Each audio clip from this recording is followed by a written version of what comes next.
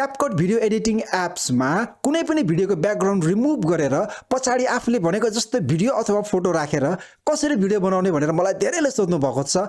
एकदम सजिलो छ हजुर, यो मेरो सबै भिडियोहरु मैले त्यसरी नै बनाएको। म देखाइहाल्छु तपाईलाई पुरा भिडियो हेर्नुस् हस्। सबभन्दा पहिला तपाईले CapCut एप्स ओपन गर्नु होला। यसरी CapCut एप्स ओपन गरेपछि तपाईले ब्याकग्राउन्डमा कुन भिडियो अथवा फोटो राख्नु खोज्नु भएको हो त्यसलाई चाहिँ सबभन्दा पहिला अपलोड गर्नुपर्छ है, सबभन्दा पहिला। ओके, त्यो कुरा तपाईले बुझ्नुपर्छ। ल मैले यहाँ प्लसमा क्लिक गरे। अब मैले यहाँ ब्याकग्राउन्डमा एउटा भिडियो र फोटो राख्छु अहिलेको लागि। तपाईले भिडियो पनि राख्न सक्नुहुन्छ। मैले फोटोमा क्लिक गरे। अब एउटा फोटो छान्छु है त म। अब अहिलेको लागि मैले एउटा सीनको फोटो छाने, झरनाको फोटो छाने हैन। त्यसपछि तल एड भन्ने बटन आउँछ। मैले एडमा क्लिक गरेर एड गर्छु है। यो अब टाइमलाइनमा गएर बस्छ। सबभन्दा पहिला म जहिले पनि के भन्छु तपाईलाई, यो एडभर्टाइजको क्लिप छ, यसलाई ट्याप गर्नुस्, मुनि डिलिट आउँछ, डिलिट थिच्दै हाल्नुस् किनभने एडभर्टाइजले ल्याङ ल्याङ गर्छ हैन।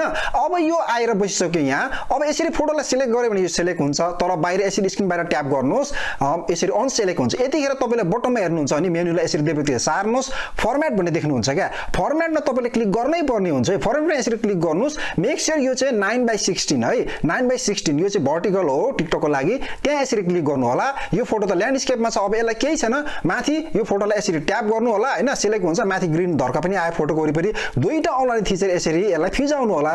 फिजाएर स्क्रिन भरि पार्नु होला। ठ्याक्क स्क्रिन भरि भयो नि त यो हैन। ल हेर्नुस् त स्क्रिन भरियो। अब त्यसपछि केही छैन, तपाईले फेरि यसलाई बाहिर स्क्रिन बाहिर यसरी ट्याप गर्नु होला। अब तपाईले मुनि चाहिँ ओभरले भन्ने अप्सन देख्नु पर्ने हुन्छ है। देखेन भने धेरै दायाँ सार्नुस् मेनुलाई। ओभरले मैले देखिसके तल।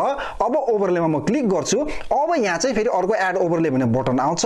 त्यहाँ क्लिक गरेर मैले यसरी मैले कुन भिडियो चाहिँ अब राख्ने हो त्यो भिडियो छान्छु यहाँ है। फर एक्जाम्पल अहिले मैले यो 6 सेकेन्डको एउटा भिडियो छ, त्यो यसरी छाने मैले हैन। यो भिडियो केही छैन, मुनि एड थिचेर म एड गरिहाल्छु हैन। यसरी मुनि आएर भिडियो बस्यो। अब यो भिडियो यसरी हाइलाइट नै सेतोमा देख्नुपर्छ वरिपरि। यसरी थिचे भने चाहिँ अन सिलेक्ट हुन्छ, फेरि थिच्नु सिलेक्ट हुन्छ। अब मुनिको अप्सन बटनको मेनु तपाईले देब्रेतिर सार्नुस्। कट आउट भन्ने देख्नु भएको छ नि हैन, कट आउट हो। त्यो कट आउटमा यसरी क्लिक गर्नुस्। ल हो, त्यहाँ यसरी क्लिक गर्नुभयो भने अब के देख्नुभयो, रिमुभ ब्याकग्राउन्ड भन्ने देख्नुभयो नि त हैन। हो, त्यहाँ तपाईले ट्याप यसरी ट्याप गर्नुस् त। ल अब के हो, भिडियोको ब्याकग्राउन्ड त रिमुभ हुन्छ। 100% हुन दिनुस् है। माथि हुँदैछ त्यो 100% हुन दिनुस्।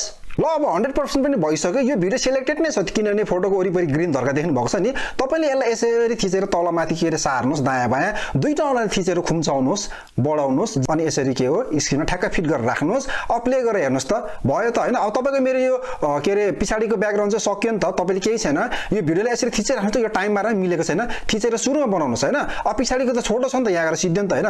अब यो माथिको फोटोलाई ट्याप गर्नुस् अनि यताको दाहिनेतिरको एन्डलाई यसरी थिच्नुस् अनि यसरी सारेर के हो फोटोसँग ठ्याक्क यसरी भिडियोसँग मिलाउनुस्। ठ्याक्क बराबर भयो हैन। यसरी तपाईले ब्याकग्राउन्ड रिमुभ गरेर विभिन्न किसिमको ब्याकग्राउन्ड युज गर्न सक्नुहुन्छ।